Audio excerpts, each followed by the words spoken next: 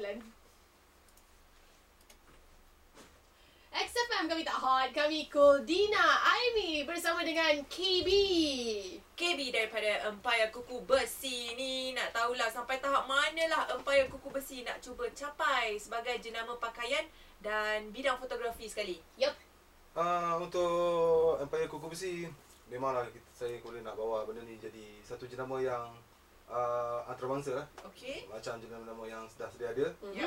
Jadi kalau nak ikutkan, kalau dekat Indonesia, indie-indie macam ni diorang dah lama start. Ya, jadi banyaklah.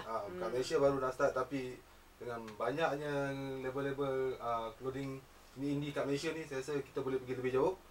Dan kita pun memang unite bersama-sama, dan kita insyaAllah akan adakan satu tempat dekat Kuala Lumpur nanti, di mana kita akan jadi satu center clothing label indie. Jadi start pada sekarang lah, support kan kita semua. Yelah, betul lah. Pada clothing label yang tak indie tu, jaga-jagalah.